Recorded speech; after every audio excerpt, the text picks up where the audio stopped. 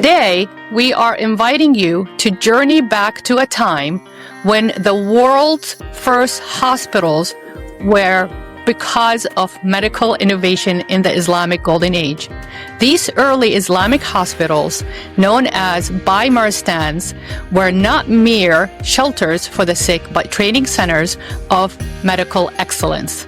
They laid the foundation for modern medical practices and patient care that we see today. Thank you for joining us again on another episode of Chatting with Slava the Jordanian. I'm your host, STJ. And I am here today with our panel, Dr. Ihab Abdelrehim, and my one and only co-host, JD Yusef. Welcome back. So we thought that we will introduce this phenomena with historical facts and data and help you guys as our audience come to your own conclusions. So I would like to start with Dr. Ihab Abdelrehim and allow him to introduce some of the research facts and data that he stumbled upon. So just to define Bimaristan, it is a Persian term, just to start there. Bimar means a sick person or sick people. Stan means a place. So basically, a Bimaristan is a place for sick people. So that's kind of where the hospital came from originally. Now, kind of going back in time to during Christian Europe, they would see people in pre 600 AD. They would see people at monasteries. So sick people would come into a monastery. It wasn't really a hospital. And they would come and, they might use prayer or maybe some herbs or whatever they would need to use. But they hadn't had that advancement yet, that there's a specific location to bring anybody who was sick. Okay. So that didn't happen till the medieval Islamic world. And they started an expansive system of treating the sick comparable to modern hospitals we have now, actually.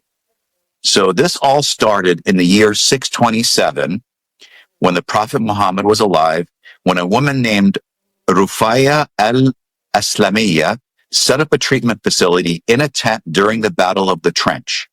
Okay. Following that battle, the concept of this mobile Bimaristan expanded into a larger concept, and they had dedicated units found in different cities. Okay. And throughout the Islamic world, equipped with medical herbs, pharmacies, and full-time physicians at that moment. Now, the first Bimaristan, which I think Yusuf and I were discussing, was in Damascus. It was opened in the year 706, followed by several more. And I'm giving kind of just a global view here, and we're going to get into the nitty-gritty in a second. Followed by several more in the following centuries in Granada, Cairo, and Baghdad, okay, during the famed Abbasid Caliph Harun al-Rashid, okay? By the 15th century, this is a really cool thing. In Muslim Cordoba in Spain, reportedly they had 40 to 50 hospitals active at that time. That is a lot of hospitals in one city. So it just shows the advancement of the Islamic tradition on medicine and curing people. But we can get into that a little bit later and get, dive into the details here in a second. But JD Yusuf, what do you have if you have some kind of starting point for us as well? I don't know. Yeah, and thank you for all of that eye-opening data, honestly. And just to kind of tie in Dr. Slava as well, why were monasteries, kind of the first place where people would think, it's called upon in the Christian religion is to take care of the needy and the poor. And also before this podcast, Dr. Slava mentioned something about the Islamic religion and it's, and Dr. Slava, if you can talk about a little bit of why it's necessary to take care of the needy and the sick, and also to stay clean in these environments? Yeah, so part of the Islamic culture teachings is to share what God had blessed you with the ones that were not as fortunate as you are. The concept is basically, or the idea is basically, when you do that, God will grant you even more blessings, since He knows that you are going to share that fortunate items, fortunate incidents. For example, when we end up having our firstborn, especially if it's a boy, that's going to carry the lineage and the name of the family. But regardless, the firstborn, we intentionally go and sacrifice lambs and donate that food to areas and neighborhoods that in need, to share that kind of gift and blessings with the rest of the world, to say, thank you, God, for bringing this child healthy into this world. And it is obviously a divine gift. And here is how I am going to show my gratitude, by sharing, feeding, and bringing some kind of an ease for the need. So that concept alone, every time God opens a door, you are expected, and you are understand also that you should share that event with the underserved and the underprivileged. So that's number one. The cleanliness part, when I was in elementary school growing up in Saudi Arabia, one of the sayings that we learned, and one of the first sayings that I ever remember, is النظافة من الإيمان والوساخة من الشيطان. That's how they scared us to, stay clean, because of course we were trained to pray 5 times a day. And if you are meeting your Creator 5 times a day, you need to meet Him out of respect in the most, impeccable way. You need to be clean. You need to smell really good. You need to have a respectful attire. Now, obviously, sometimes that's not practical, because if you own a store or a shop and you are walking in the street and it happens they call for a prayer, you do the best you can. That's forgiven. But if you're home and you are, in a place that makes it available for you to clean yourself a little bit, you have to face your, divine, your Creator, in the most impeccable way. So in order for us to stay clean, right, we have to stay clean because we pray five times a day. And also, we were taught, before you go into bed at night, make sure you are wudu, okay? Because that's why there's Salat al-Isha, which is the fifth prayer of the day. You are going to clean up to pray that last prayer. So if you go to bed clean, let's say you pray al-Isha and then you go out with your friends, you're having a cup of coffee and you come home. You got to clean yourself from the street, right? Before you go into bed, because just in case, we were told, just in case that you don't wake up the next morning, or your Creator decide that, all right, this is it for you, you face your Creator clean and decent looking. So, النظافة من الإيمان, cleanliness is part of your faith, and not being clean is the act of the devil. That's how they scared us. Of course, it's not in Quran, it's not in Hadith. It's just something that our culture have created in order to relate the message as simple as possible, as comprehensively as possible to the children in order for them to obey and say, okay, I got to wash my hands, I got to wash my face before I pray. So yeah, it's always been part of our custom and part of our culture. Now, going back to the term Bimaristan, that was altered as time went by. And our parents, when we were acting so nutty and crazy and misbehaving, my mom used to yell at us and she will say, "What's wrong with you? You're acting like the patient Bimaristan." Because we're going to come to the point that Bimaristans, those hospitals, they were not only limited to medical conditions, they were also treating mental health, which is very interesting. And they were treating also a patient that suffered from, severe psychological conditions. So Bimaristan was a lingo kind of word that my parents used to throw around when we would not behave. It's like, stop acting like people in the Bimaristan, which I did not understand why that word. I thought it was a Turkish word. But I knew that it referred to a mental asylum or a mental institution. And then we'll stop misbehaving. It's like, no, I don't want to go. I don't want to go there. I promise I'll misbehave. Until honestly, when Ihab did his research and I just completely froze. And remember, Ihab, I asked you and I said, say that again. And he said, yeah, they call it Bimaristans. And that was very, very interesting to find out after, 50 years. I had no idea where it came from. But I hope that answered your question. So back to you, Yusuf.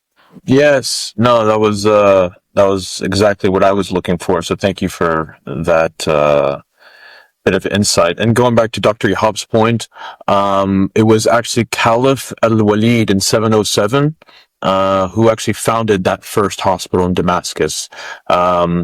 Again, one of the earliest public hospitals, staffed with salaried doctors, pharmacists, separate wards for men and women and infectious diseases, and a mental asylum as well.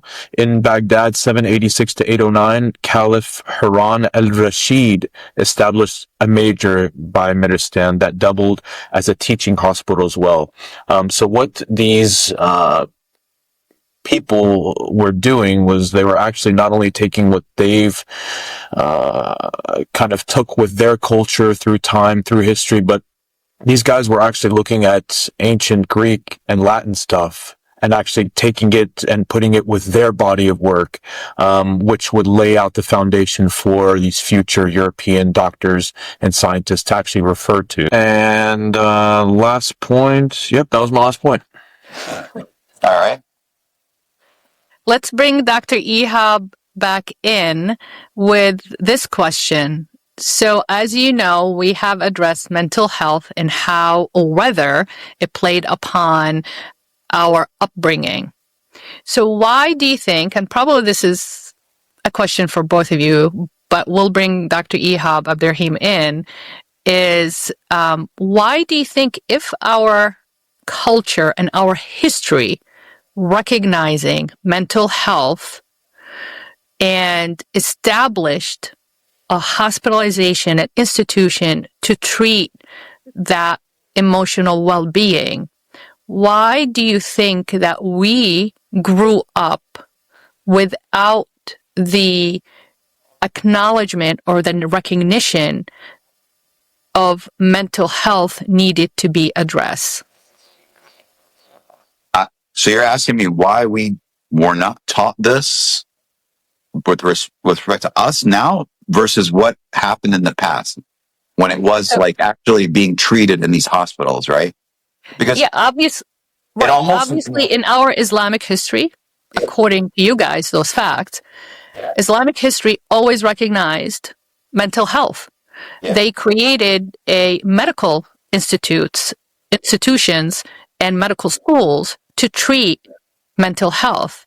So when did we stop acknowledging mental health and emotional well-being? Because we were raised that get over it. Yeah, that's something I would not know when that happened.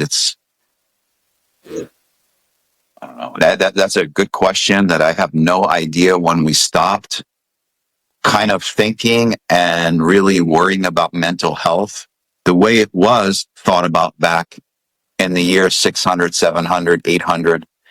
Again, I don't know when that stopped, because when your mom would tell you Bimaristan is an asylum, when it actually was a hospital, which happened to see people with kind of mental kind of issues and things like that. It's wild, and I don't know when that happened, to be honest. And my mom would have said it to me too, Bimaristan, and I did not know what Bimaristan was. It's basically just a hospital. It doesn't mean it's a mental institution or asylum of any kind. It's just a hospital that treated many people, both physical and psychological, but it morphed all of a sudden to, in some point in the past, to being just kind of an asylum or something like that, where it would be people had no idea it was for physical type issues and diseases and things. So kind of one of the things I was reading was talking about the Bimaristan and the Bimaristan back in the time when it was created. This was all free healthcare. Now, this is a great part of it. It was free healthcare. The Bimaristan and the Arab Muslim world offered, world-class healthcare without charging the patient a penny, right? And no patient was turned away regardless of their race, religion, gender, type of illness, including mental illness and contagious diseases, which is very interesting. Besides having a separate wards for different illnesses, patients suffering from anxiety, showing signs of psychological distress, were treated to the same urgency as patients with a physical illness. So that's again, we're kind of talking about what Dr. Slava said. It's a remarkable fact, given that mental health has only recently been taken seriously in the Western world and Western medicine. So, and on top of all this, the patients, as well as the practitioners in the Bimaristan, would have been Muslim, Jewish, or Christian, with up to 28 physicians doing their rounds in each institution. And most hospitals included pharmacies carrying medicine and remedies imported from far away as India, China, whatever it might be. Again, incorporating the different cultures and the different medicines from around the world to bring this world-class service to the patients. And again, the majority of this was all funded by endowments from the wealthy people that are living in the city, and there was a stipulation in the Bimaristan that anybody that comes into the Bimaristan is treated until they were completely cured. So they would stay there until they were cured. So that was another kind of very interesting fact. But what really I want to kind of come back to is that it did not look at anybody's race, religion, in any way, and Muslim, Jewish, and Christians. It was awesome. The religions were all involved, whether it be a doctor or a patient, and nobody was turned away. So this is kind of this is something that I look at and I go, wow, this happened back then, and that can't bring us to our modern time where we have a lot of this disjointed kind of, things that happen between different groups in the Middle East or whatever it might be. And I wish we went back to this and kind of said, hey, we don't care who they are. We're just going to treat them, and we're going to treat them like human beings. And so that was my I love that. And Yeah. that's one of the reasons why, again, we're supposed to learn from history, because for the, for better or for worse, right? You want to repeat the good stuff and not repeat the bad stuff. So, but no, to one of your points, Dr. Ihab, which we'll find out a little later, who this world changing physician is, Al-Razi, I was thinking as you were talking, Al-Razi and others articulated medical ethics centered on compassion for all, insisting, quote, the doctor's aim is to do good, period. Profession forbids us to do harm. You know what I'm thinking? I'm like, who is this Hippocratic guy that you guys, doctors, take an oath to? We need to be quoting, this guy, taking an oath to this guy, Al-Razi, because it looks like he was, way before. So, but yeah, interesting. So, as a reminder, the Islamic Golden Age is when the Islamic Empire had secured the position in the world. And the whole world was so surprised of the rate of the success, how much they accomplished in such a short time after Rasul alayhi salatu wasalam passed away. And it was the center of alchemy. It was the center of knowledge. It was the center of harmony, coexisting. It was the center of poetry, art, and culture. So that drew a lot of the outsiders to come into that golden age of the Islamic Empire to experience that, because it was a very novel concept that the world really needed to just be in peace and be humane. I think that's where humanity, the concept of humanity, freedom from discrimination, freedom from oppression, suppression, violence, conflict started. This is humanity. And the Islamic Empire was a master in illustrating and demonstrating how we can actually coexist, co-regulate, and co-create together. And these concepts are not new. These concepts are ancient concepts, and the world these days is reflecting on that. If you watch any space on social media, you have a lot of advocates that we coexist, we'll co-create, we'll co-regulate together because we're human. This is humanity. Humanity doesn't see color. Humanity doesn't see religion. Humanity doesn't see gender. Humanity does not see language. Humanity is humanity, right? We're all made we're all made from the same things. It just, we practice and we approach life a little bit differently. So I was taught that constantly, as I mentioned before, since my early education was in Saudi Arabia.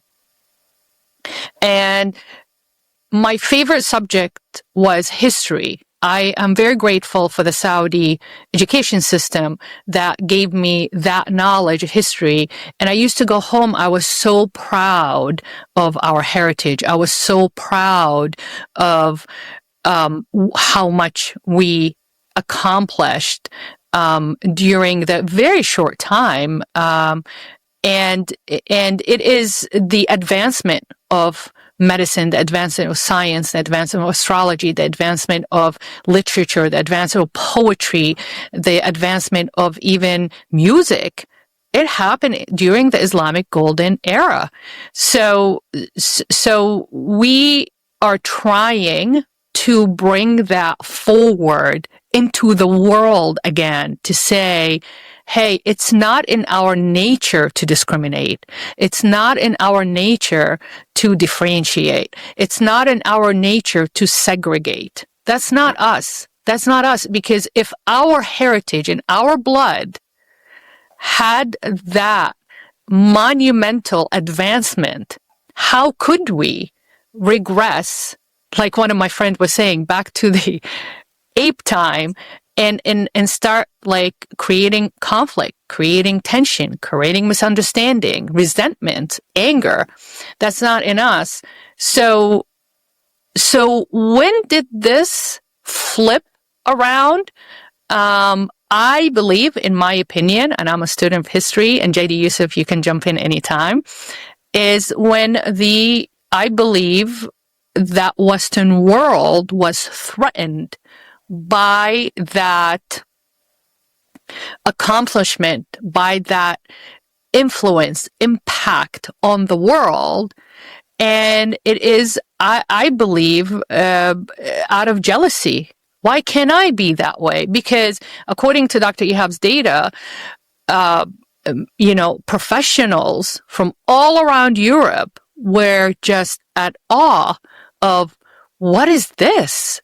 Is this? And sometimes they used to accuse us of magic too, because when you don't understand something or you do not comprehend something, you accuse it of being heresy. You're, idolizing. You are not, in a good faith. This is magic. This is, too spiritual because I don't understand it. And I think that's what caused the decline of the Islamic world. Power, humanitarian power, not political power, humanitarian power, because as we mentioned in other episodes, Amr ibn al-As, when he was commissioned by Abu Bakr alayhi salam to go to Egypt and spread Islam, they came in peace. They spread Islam. They did not destroy any churches. They did not destroy any synagogue. They did not destroy any religion buildings. And I'm not sure if you guys know, we were taught in Islam that we are allowed to worship in any of the other two faith, right, institutions. So as a Muslim, I am allowed to go into any church and pray, and that prayer is accepted. As a Muslim, I am allowed to go to any synagogue to pray, just in case there are no mosques around, and to pray, and that prayer is accepted. Now, if you flip it around, my roommate in dental school, she was a Jewish New Yorker, and I used to stay with her in her condo when we had to study all night long. And one Saturday, she said, do you want to come with me? I'm going to the synagogue, or do you want to stay and study? I said, I would love to go. And she was amazing. She was such a sweetheart, and we stayed in touch for a while, even after graduating. And I went there with her, and she said, of course, we had to cover our head. It's the same as very similar to our culture. And so I covered my head and I went in, and the rabbi stopped me.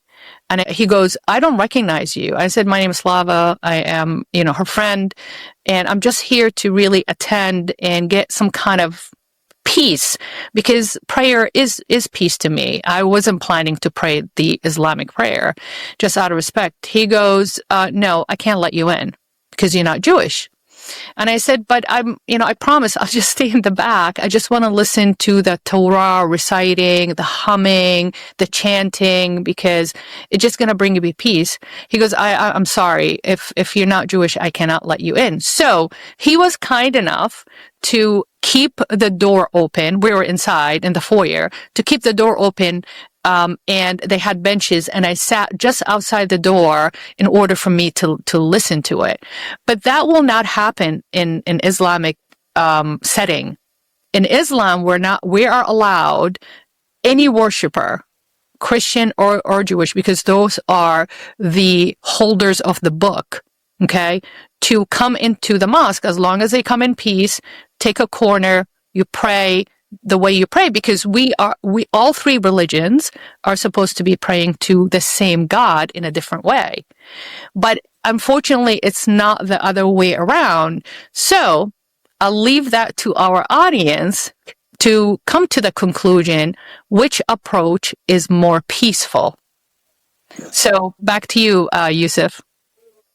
No, I think that was very well said, and I think Dr. Ihab, did you have some points to make in response? Yeah, I did. It's funny. You know how you try to, go with your friend to the synagogue. I was in the mosque one time. I was very young. Well, not very young. I was young. And this gentleman came off the street and just wanted to kind of observe the prayer time and all that. And he was Christian. And I can't remember who met him as he's coming in, and he's explaining, I'm not Muslim, and I really kind of want to see, just Islam. And the guy said, absolutely. Since you're not going to pray with us, you can come up to the where we pray upstairs, and you can sit right in the back and watch the whole thing, because you're not going to be, you don't know what to do exactly in the prayer, but you can sit and observe. It's not a problem. It's absolutely no problem. And the guy sat down, and I was there. I was praying. And as I was leaving, I believe he wanted to kind of get more information about Islam. So he sat with someone there that, informed him about, like, in detail about a lot of different things, it looks like. And if I remember correctly, I believe the guy became Muslim afterwards, and I saw him later, which was kind of neat because, he was wanting to check things out, wanting to see what was out there. And Christianity is also open to this. I know this for sure, that if you go to a church and you feel like, you know what, I'm atheist or whatever it might be, and you get this feeling in your heart that, God is in there, and you were in a Christian church, and you would be allowed 100% in the church. And when you would, and if you wanted to convert or not convert, if you're atheist, you're really not converting from anything, but you want to become part of this Christian group, Catholicism, Orthodox, whatever it might be, they would welcome you open arms. And I go back to you, JD Yusef, and you can let us know what your thoughts are on that.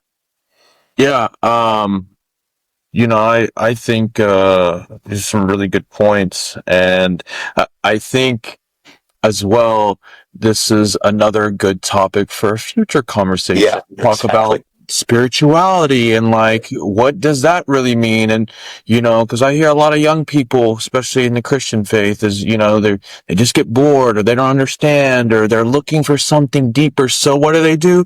They go off and look at these, Eastern religions, and totally cool, no judgment, but again, they're yearning for something deeper, right? So, but yeah, I think that's a really, really good segue for another great conversation. Yeah, absolutely. Yeah, but to kind of bring things back, I had a point. Okay, regarding the world-changing physicians I mentioned earlier, I wanted to kind of give these guys credit because I think that's really necessary. So, the first one that I mentioned was Al-Razi, distinguished measles from smallpox.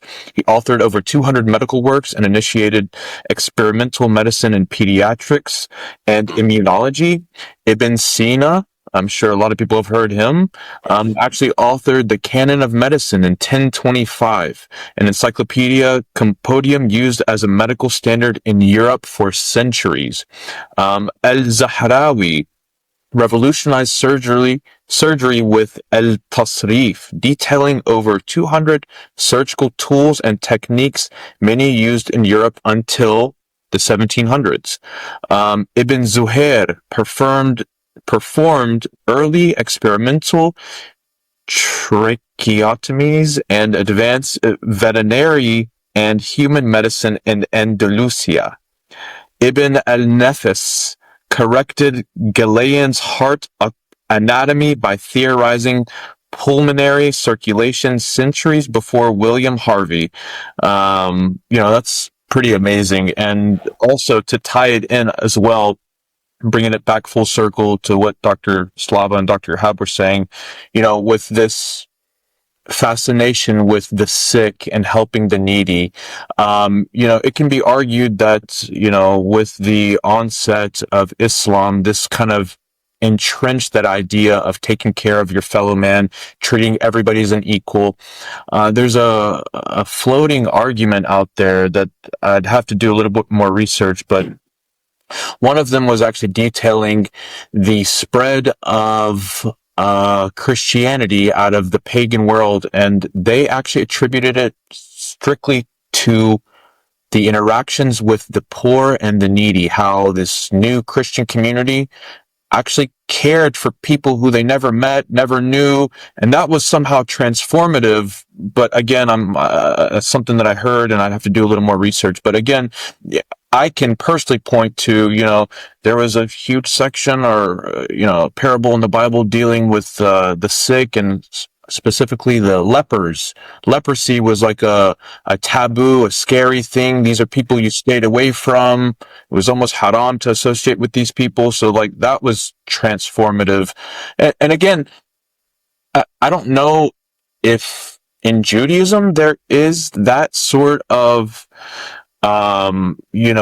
compassion for the other. I'd assume so, but I only fully saw it articulated within Islam and Christianity. So I don't know. It's just interesting points. So, kind of to add to that, when you were talking about the different scientists or physicians that were, I think you named about 5 or 6 of them. And just to add, Al-Zahrawi, the one you were talking about, the father of kind of medicine and surgery, he wrote a 30-volume encyclopedia. 30 volumes. Wow. I can't even read a book. This guy wrote 30 of them about medicine. And these encyclopedias on medical practices were used in Europe up until the 18th century, which I think you mentioned, the 1700s or so. Yep. Which is about, Yep. Which is really, really neat. And one of them, and I talk about some of the treatments they did. One of the big treatments that he had pioneered was eye surgery, especially cataract surgery. Cataract surgery in that year. Wow. Right? And that's one of the big success stories. And I'm almost sure that's where we kind of morphed into our like modern cataract surgery with our modern tools and equipment that we have now. But doing a cataract surgery back then on an eye is wild. So real quick, not to cut you off, and to that point, it's funny, and I'll actually learn this from Dr. Slava, in the U.S. Civil War era, battlefield surgery without anesthesia was brutal, amputations were routine, and barbers, haircut, performed both haircuts and tooth extractions, often with unsanitary conditions. So we're talking about cataract surgery in predating 300, 400, 500 years. And here, medicine in the U.S. and medieval times was incredibly horrific and brutal. JD Yusef, you got a great point there.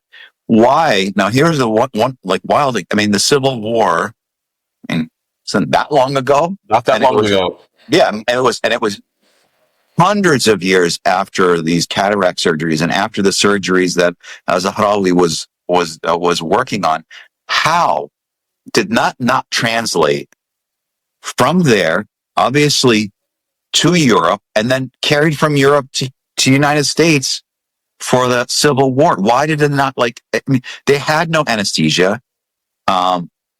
And I don't think they had any clean environments to do these surgeries, and people would probably get gangrene. 1,000%. It's a possibility, and it's because that you didn't have an kind of antiseptics or anything to clean the area, or I don't know about washing the hands. I'm sure they did that, but they didn't use probably alcohol, or maybe they use alcohol. But it's a really, it's almost like you progress and on the timeline and on Earth, and then it regresses back hundreds of years later, even though you have the knowledge. And it's almost like, I don't know, almost like they wanted to avoid using it or didn't want to use it because it's from the Islamic Empire. I have no clue the reason why. People don't think I mean, now we do as scientists, like we look back and we pull things from different times and whether it be 10 years ago, 20 years ago, 30, 100 years ago, things that Einstein talked about and theorized back in the early 1900s. People now are running experiments and seeing it was true for some of those theories. And it's amazing that you're going, oh, you know what? Let me look back. Oh, Einstein said that. We're working on an experiment. Now we have proof that this theory is real. What the problem is Civil War times or whatever time in medieval culture, the year 800, 900, 1000 in medieval Europe, if they didn't draw, and I think they did, they finally did draw from the Islamic, and they had church, they had hospitals, but it's interesting that, and Europe did have that knowledge by the time we had the Civil War here. So why did they not take some, Islamic, European, and bring it here? I have no clue. Here's another point. These are medical hospitals, moving mobile hospitals, right? I mentioned in the beginning of our conversation that in the year 627, the first military hospital was created. And then after that, over the next, 100 years, I believe, there was many of these for the battles, and they followed, these military hospitals followed the troops. Again, I don't know. I don't think during Civil War they had military hospitals as advanced as they did in the year 700 or 650. So where and why did the knowledge get dropped? That's kind of a question I have. And no one here I don't know if anybody knows the answer to this, but I believe it's just interesting to me that it was a knowledge that was there, present. You had it. It's right in front of you, but we're not going to utilize it. And it wasn't capitalized on, and it should have been. And I think a little bit has to do with, again, acknowledging something of greatness, and then you realizing it's not associated with either your belief system, your religion, your culture. I think has a lot to do with it. And then also the second big glaring reason is a similar reason why we don't know how the pyramids were built today. We had the knowledge, had the resources, had the tools, and then it's just gone. So I guess that's also a piece of this human element that we're currently living in, unfortunately, for what it is. So it's really interesting. Yeah. And the other thing is that the other types of treatment that were really big back then, these groundbreaking surgeries, anatomical and disease studies they had. And they also focused on less visible conditions that you see physically.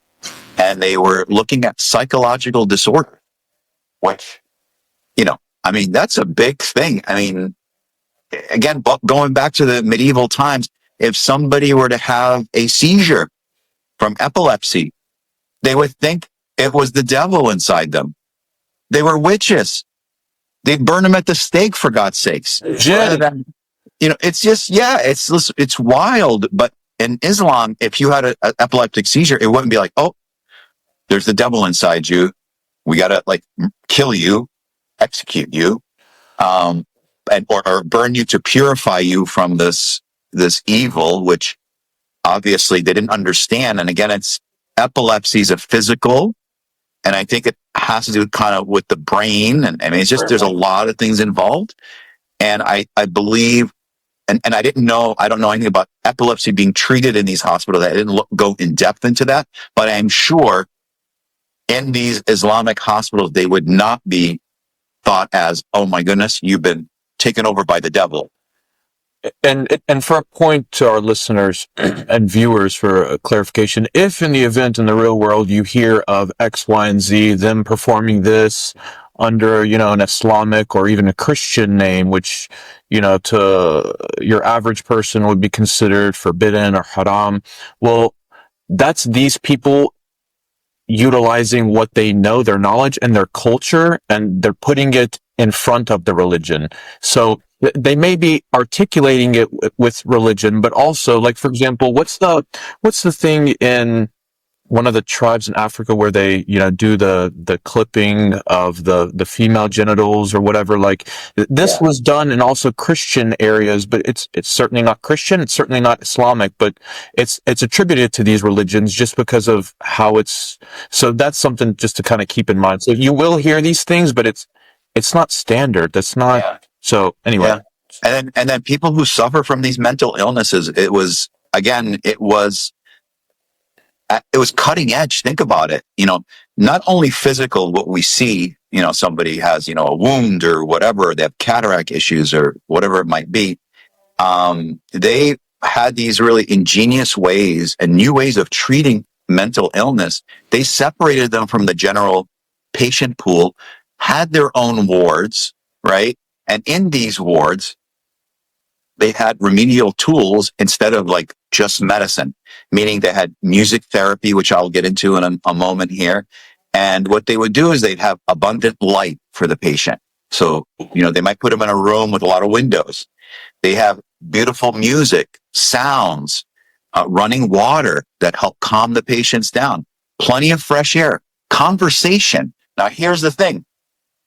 When you sit and converse with somebody, what is that? That's a therapist, right? An idea of what we have now.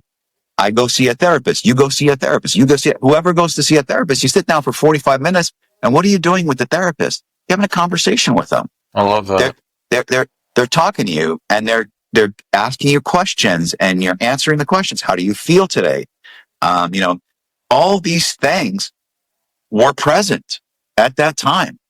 And when I say they had conversations, it was not like, hey, how would you have for dinner last night? It's not that kind of conversation. It was a conversation to how do you feel, your mental state? And then they would work through, it could be, they would have then music therapy for them to figure, if they figure something out, they might put them on music therapy, which is something I'll talk to you about later. But it's just one of the things that was available and in their tool belt to help these patients with their mental illness. And it's really, I was surprised about that, that part right there, because they're treating something that's visually seen, right, by you, wounds or something going on, into something that's invisible. It's in the mind, but it still affects you, anxiety, depression, and they work on that with you. And the reason why I believe they separated you from the main hospital where you had your own ward is to really concentrate on these patients, to give them that quiet environment, because, they could be doing a surgery and, they could hear sound, people, yelling in pain or maybe whatever it might be. They didn't want them to hear any of that or be distracted by any of that. And they put them in their own ward. I believe it's to really focus on their psychological pain. So and needs and wants. And also, now that you're talking about that, I almost feel like having this alone time that you're talking about was a serious luxury back then. Like, if you just kind of think about it, nobody went to their room and closed the door. Like, there wasn't any of that. So it really does make sense, just having that. Now you have your one-on-one time, or, so I don't know. That is very, very enlightening and powerful. Just to give our audience a timeline, antibiotics was discovered in 1928. So the excuse of saying that we don't have antibiotics to give a amputee in the Civil War. Civil War was 1860s, if I'm not mistaken, the American Civil War. We're talking about 700 AD. The Civil War was 1860, 1860 AD. So how is it possible, and that's a question to you guys and the audience, how is it possible during the Islamic Golden Age performing surgeries without the presence of antibiotics, being successful with these surgeries, adding advancement into the medical practices, okay? But in the 1860s, during the American Civil War, people developed sepsis, developed gangrene, they died from amputation. So if we are using the excuse, oh, there was no antibiotics since antibiotics was discovered in 1928, how did the Islamic medical world achieve success recoveries from all these practices without the antibiotics, while the Western world was struggling to figure that out? And the answer, I think, is because they refused and they rejected the past knowledge of the Islamic medical practices because they wanted to create their own. And it's just a way of saying we are dominant, we want our way or the highway, instead of building on the historical, like I said, advancement of the medical practices. So it is fascinating, just like when you trying to teach a 5-year-old, don't do this, you are going to get hurt. Because I know I've been on this earth a lot longer than you, and I'm giving you my life experience, observational data, that if you continue doing what you're doing, you are going to regret it. If that child refuses to listen, they have to learn, right, their own way. But then they will regress. They have to pull back and start from the beginning, building on their own experiences instead of using my experience as a shortcut, right, to build upon and moving forward. And I believe if the Western world did listen and they were wise enough to build the medical advancement of humanity on the Islamic Golden Age discoveries, we would have been, as humanity, so advanced. But every time somebody who wants to dominate and wants to be by force the center of attention, canceling all the knowledge, just like when they burned the Library of Alexandria. We lost so much knowledge. Can you imagine if we have that knowledge still intact and we built our life on that knowledge, how advanced humanity would be? So when you say, oh, the excuse is we didn't have antibiotics back then, how did these hospitals and those medical experts during the 700, now Rasul alayhi salatu wasalam, he passed away, 640? That is a huge advancement. And you're talking about 700, 50 years, 60, 80 years after, him passing, we were so advanced. Why? Because that says that our innate drive to advance is so powerful that we actually accomplish so much in such a short period of time. And we see the gap from 700 AD to 1860, when the Civil War was happening, there was not much going on. They were backwards and backwards and backwards. And I agree with Ihab, when women had their menstrual cycles, they start bleeding out, right? They used to plug them so they don't bleed out. And they died from internal infection because bleeding out is a sign of the devil. They did not understand that, right? Oh, really? I didn't know that. Yes. It's Wild. research. Because bleeding out, they did not understand that when you have your monthly flow, it's a sign of that there is no conceivement. There's no baby. They didn't understand that. They were so scared of it. They used to plug them, right, and not let them bleed out, and then they used to die, I've heard that before, yeah. That almost what we call al-jahl in Arabic, ignorance, right? If they built that science of women anatomy, women physiology from that golden era, they would have never treated, the Western world never treated women the way they treated them, and consider them or saw them or look at them as witches, define, it's out of definement against the male presence, and everything that was strange to them in the Western world, it was the work of the devil. No, God creates everything. And that's how the Islamic world looked at it. They looked at the disabled as, this is God creations. God must have, right, some kind of a message for us to send us that disability, and we need to look into it for us to gain knowledge. Not to put them on the side and shunt them as they are, even worse than animals. Sometimes they were treated. Knowing that in the 1950s and the 1960s, they used to do insulin shock treatment to girls of very affluent families. If they will not listen to their families will actually put them in mental institutions, and they will shoot them with insulin. They call it the insulin shock, to hopefully have them submit to the wishes of their families.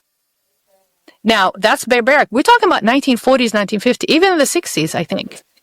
So I learned that from one of the historians that I listened to on YouTube, that she actually went through that. She was born with a deformity in her private parts, and her family were very, very affluent, very, very rich, and they could not have that on their reputation, right? So they used to send her to this, Bimaristan, as we refer to, right? And they used to give her insulin shocks to just have her submit to the fact that, no, you are a boy, you're not a girl because of your deformity, and I'm not going to do corrective surgery because you are a freak, basically. So that's... Yeah. I'll tell you another thing about you. I want to jump on what you're saying. In 1932, this is wild. 1932 to 1972, there was something called the Tuskegee syphilis study. Do you guys know about it? Absolutely. Yeah. Wild. It happened in Alabama, and the experiment was on black men only. Okay. And as you know, we have medication for syphilis at that time. They wanted to see, they intentionally left them untreated. I mean, this kind of goes on like, it's unbelievable. This is, up to the 1970s, they were doing this experiment, and they wanted to see what the progression of the disease was for the participants, with the treatment, like without any treatment, even after penicillin became widely available. They wanted to see how it would affect their mental state, because syphilis really messes with your brain. It's a very bad disease if it's gone untreated. They had penicillin, but didn't use it. And it's just it's the unethical things we did in the United States, which nobody really talks about. And it's that same idea. You plug a woman because she's having a menstrual cycle. What are you doing? It's the same concept in the South when they got it from the Germans, the study of eugenics. Someone's skeletal structure, bone structure makes them subhuman, non-human. Looking at African Americans and black people, and to that point, especially with the, not to get too controversial with the whole COVID vaccinations, majority in the South, the African American community and black people did not oblige at all. And it was because of these instances, they're not so long past where they were being used as, just guinea pigs. And by the way, the breadth of information when it comes to gynecology or women's health was built on the backs of African American women who went through hell, so it's incredibly gruesome, and I'm glad that you brought up that point. So thank you. even if, real quick, the concept of a nursing home, the concept of just because you can't take care of your elder, you just ship them up to a nursing home, let somebody else take care of them. We didn't have that. We didn't have that in the This is a new concept in the Arab Islamic world, because we are dutiful towards our classical tribal connection, and family is everything. Respect, We have honor. so many family members. They passed in their own beds, and the family takes turn take care of them. So the idea of I'm too busy. I know, my mom or your parents, they gave you life, right? They gave you life with the God's ability to do so. You can't just shunt them just because you don't want to take care of them. How about when you were acting crazy as a 5-year-old? Who took care of you? When you had high fever, who took care of you? When you were having an anxiety attack or panic attack or emotionally,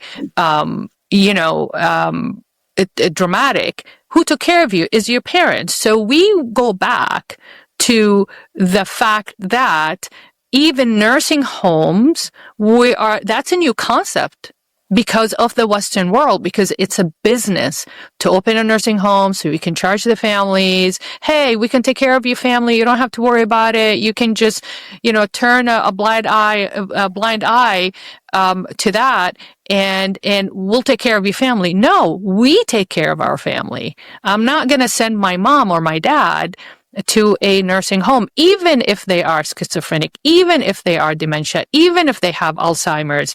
And I have stories from my Arab friends that the grandparents that had Alzheimer's, they used to beat up the kids because they go into this rage episode.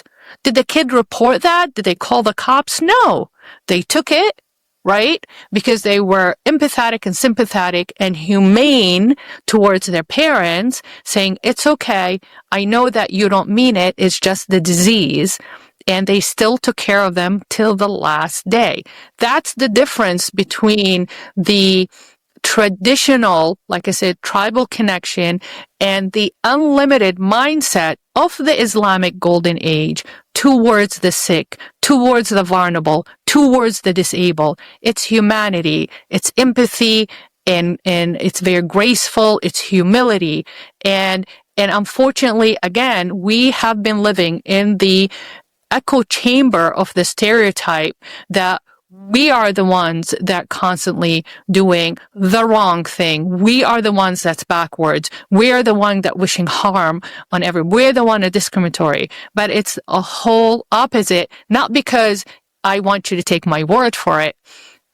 Listen to history, stick to the fact, and make your own judgment. So we have reached to the end of our hour. So thank you so much for our panel.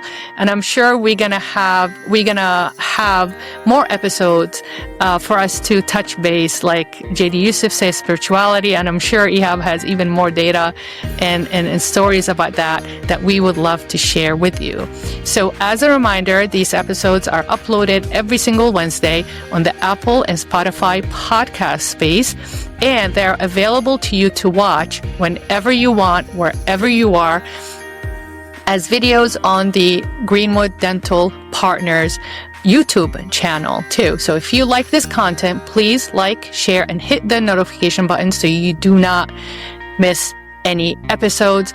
Thank you so much for listening. Thank you so much for watching, and I hope to see you next time. This is Slava